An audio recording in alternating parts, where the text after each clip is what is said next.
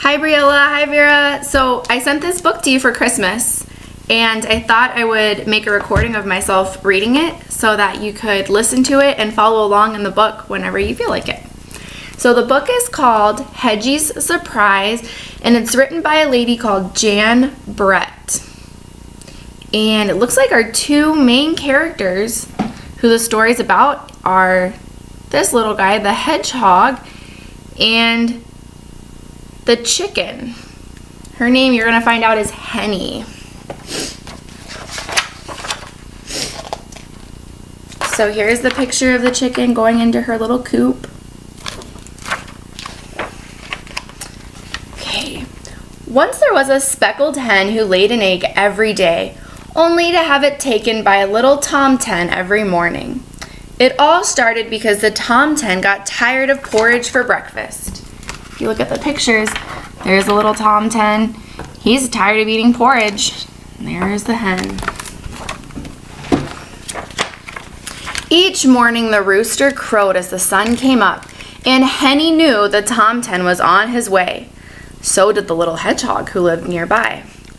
The tomten always called out to her, "Henny, have you got a little yummy for my hungry, hungry tummy?" And the cool thing about Jan Brett's books is if you look at the side, there's always another kind of story happening or another illustration. And there's the little hedgehog. The tomten climbed into the hen house, took Henny's warm, smooth egg and ran off to cook it in his little kettle, sprinkle it with salt, and gobble it down. Then he fell fast asleep in the hayloft until evening. There he is with the big egg. There's the hedgehog watching.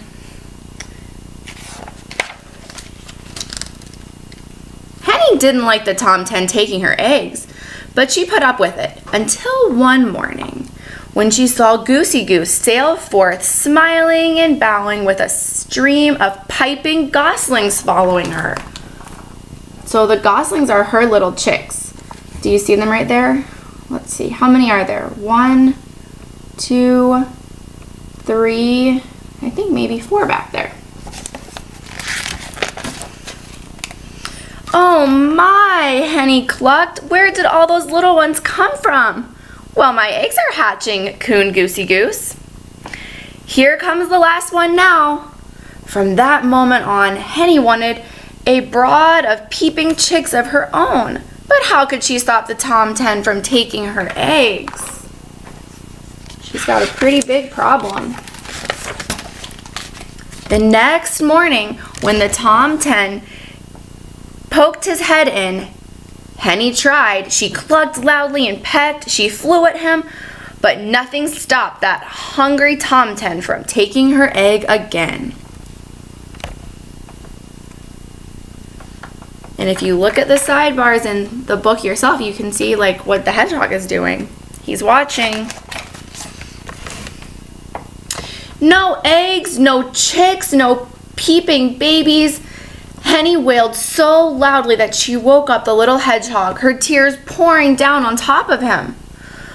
"Papa, Papa, stick, stick," Hedgie went as he crawled out to talk to her. "Poor Henny, I've been watching the tomten take your eggs. I'll help you trick him into stopping." So it sounds like the hedgehog has a plan.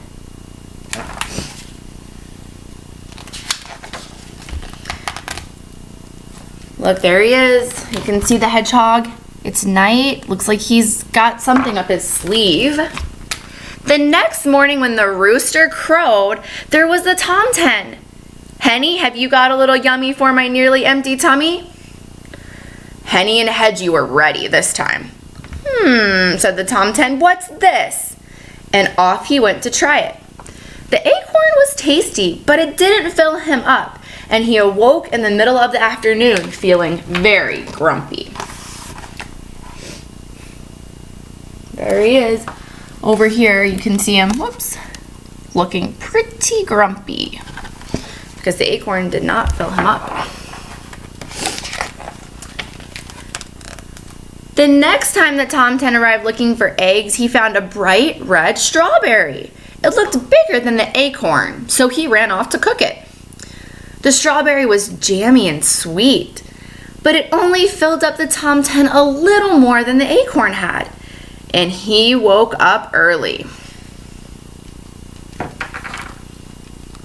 There you can see the hen and the Tom 10, and then check out this picture. What's happening over here? Looks like the Tom 10 is climbing down out of his bed or his house. The sun had just come up when the Tom 10 was at the hen's house again, his stomach roaring with hunger. Pushing Henry aside, he grabbed for an egg, only to find a delicious smelling mushroom. He raced off to cook it, and as scrumptious as it was, he woke with his little tummy growling for more. So far he's had the acorn, the strawberry, and the mushroom. He's still hungry. Cock-a-doodle-doo! The Tom 10 rushed in even before the rooster had finished crowing the next morning. Henny, have you got something for my hollow tummy? This time he found a smooth, round potato, even bigger than an egg. He cooked it quickly, swallowed it down, and went back to his hayloft. He woke up at sunset, only half full. The Tom 10 had had enough of this. Henny, he shouted, tomorrow I want an egg for breakfast and nothing else. If I don't find one, I'll eat you up instead. Yikes. So Henny's got a problem. If she doesn't give him an egg, she's going to get eaten. Henny was scared. The Tom 10 had been tricked by an acorn, a strawberry, a mushroom, and a potato. How could they fool him again? Don't worry, Henny, Hedgie told her. Now it is time for my surprise. And he whispered in her ear. All night, Henny waited on her nest and Hedgie on his. As soon as it began to get light, Hedgie gently covered his nest with straw and got ready for the surprise. I wonder what it's going to be. If you look at this picture, Hedgie is whispering the surprise to Henny. And then over here, it looks like it's early morning. The Tom 10 is up and he's coming to see, does Henny have an egg for him? Okay. Henny and Hedgie could hear the Tom 10's stomach rumbling like thunder a mile away. He burst into the hen house, pushed Henny aside, and grabbed... Ow! Ah! He howled. Puffa, puffa, stick, stick. He had clutched Hedgie, all closed up in a tight, round ball of needle-sharp prickles. Check it out. So Hedgie rolled up into a tight little ball, and he thought Hedgie was the egg, and he was in for quite the surprise. He got poked. Henny and Hedgie insist. Did I miss the page? No. Okay. Henny and Hedgie listened as the Tom 10 ran home yowling. Thank you, Hedgie, Henny said, looking at her dear friend. I'm sure that Tom 10 won't be back here again for breakfast. But what I can't figure out is where have you hidden my eggs? Oh, look what good friends they are. There's the Tom 10 running away. He's crying to his mom.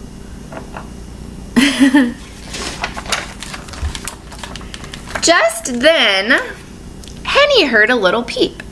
Then another coming from Hedgie's nest. She looked over and saw the straw begin to move. 5 baby chicks peeked out of their shells and fluffed up their down. As Henny settled down with her babies nestled around her, the Tom 10's mother was in the hayloft making breakfast for her hungry little Tom 10. What do you think he might be having for breakfast this morning instead of the chicken's eggs? There's a clue. I think he might be having porridge. Hedgie, Hedgie, Hedgie, you are full of surprises, cried Henny as she led her baby chicks into the sunshine. But the little tomten didn't hear a word. He was sound asleep. His tummy was full of tasty porridge. And there's a final little picture with the hedgehog and Henny and all the little chicks. And that is the end. I hope you enjoyed it. See you guys.